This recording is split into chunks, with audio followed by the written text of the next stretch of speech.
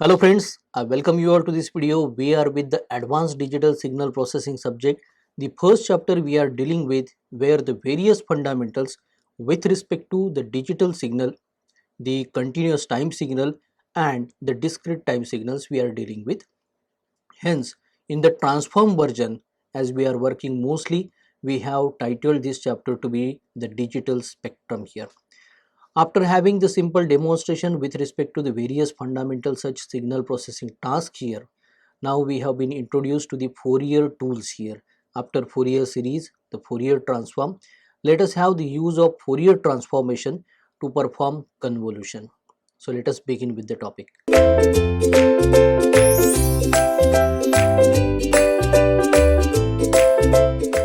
So here we start with our topic. The topic is titled MATLAB program convolution using Fourier transform.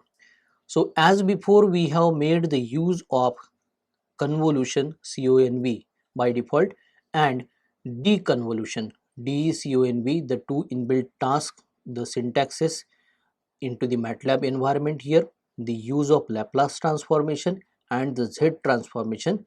We are going to make the use of Fourier transformation for the same here. The objective here we can take it to be MATLAB program to perform convolution of the following signals using Fourier transform. The example signals can be taken into the continuous time domain x1 of t and x2 of t here. So x1 of 2 so x1 of t here we are taking for example e to the power minus 2t in multiplication to u of t here, whereas the second signal is given by e to the power minus 6t into u of t. So u of t we know it is the unit step signal here. So let us have first of all generated both of these signals x1 of t and x2 of t into the MATLAB environment and then carry out the convolution using the Fourier transformation.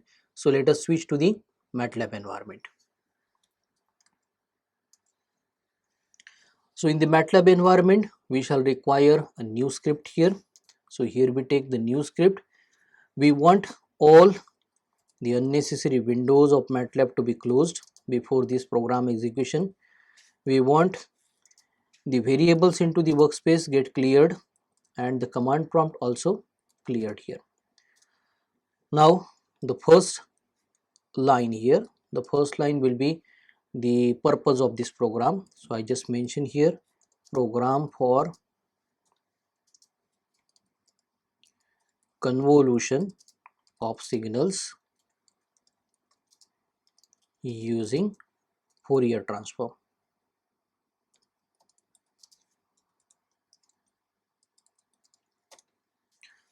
So as we are working with the continuous time signals and into the Fourier domain here, we begin the programming with first of all seems the time parameter t to be the real here, and now the generation of the signals is to be made here. The two signals we have already displayed. The signals are here e to the power minus 2t into u of t and e to the power minus 6t into u of t. So for that purpose we take the first variable x1 to hold the first signal. As it is having e to the power minus 2t, the exponential function exp is to be used here, and within a pair of parentheses the input can be minus 2 in multiplication to t. So multiplication is shown by asterisk sign here. Now here we have the u of t in multiplication to it, which is nothing but the unit step signal. So in the MATLAB environment, the unit step signal can be generated by the use of Heaviside function. So the Heaviside function here we are providing, and the input parameter is t here. So let us close this syntax line with the help of semicolon. So this is the generation of first signal I just mentioned here.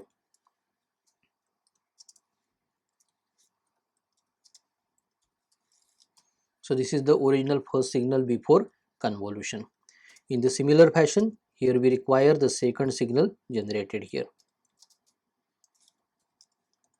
So for second signal, the variable we are going to use is x2, and we shall be writing here the exponential function, and the input can be minus 6t here. So minus 6 asterisk t here, and u of t is again given by in multiplication, that is element wise dot asterisk Heaviside function, and the input parameter is t here. So this way we have generated both of the original signals here, x1 of t and x2 of t. Now we have to perform convolution, and that too using the Fourier transformation. So we move forward first of all by displaying here. The display will be of the Fourier transformation of first signal and then the Fourier transformation of the second signal. So here I use the string here, Fourier transform of the first signal is x1 of t here.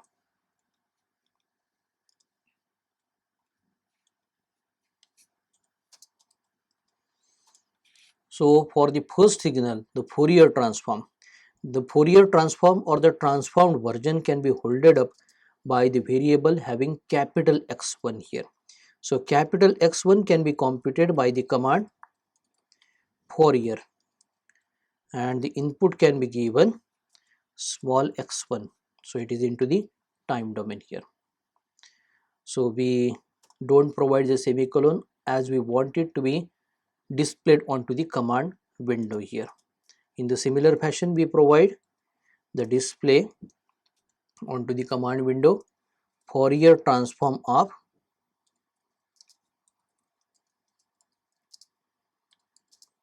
x2 of t. So it can be holded up by capital X2. So I just mention Fourier and give it as input x2 variable. So now the transformed versions into the Fourier domain, the frequency domain we have obtained. Now the convolution, as we know, the convolution into the time domain is nothing but multiplication into the frequency domain, and vice versa we can take it that way. So here into the transformed domain, into the frequency domain, we have to just make the multiplication of the frequency versions, the Fourier versions of the two signals here. So let us take y as a variable to hold that multiplication. So y will be equal to capital X1 in multiplication to capital X2. So the multiplication is shown by the asterisk here in the MATLAB, and now we can display that result. So here we shall be making a display. So here we write let x3 be the convolution of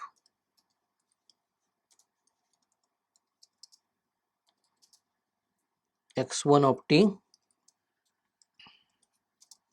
and x2 of t.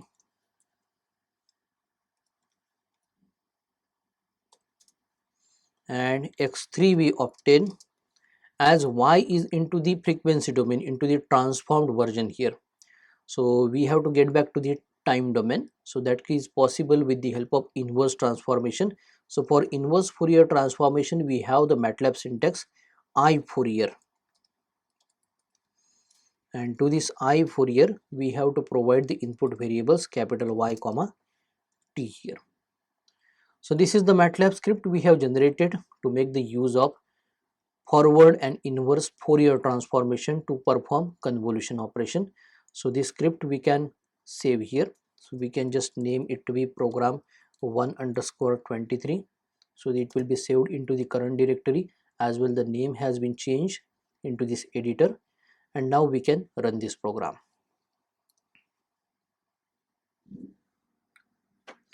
So as we can see, the program has been executed here. Onto the command prompt we can start here. It is displayed here.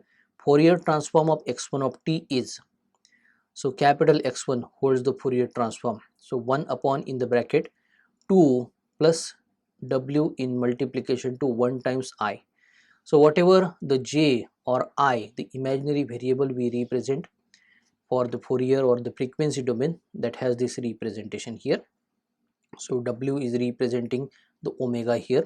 The Fourier transform of the second signal x2 of t is also represented 1 upon in the bracket 6 plus W in multiplication to 1 times I. So the convolution of the two is also represented. So it has the use of pi, pi, so that is the constant as we know. So this was the program where we have used convolution, performed convolution by the use of Fourier transformation.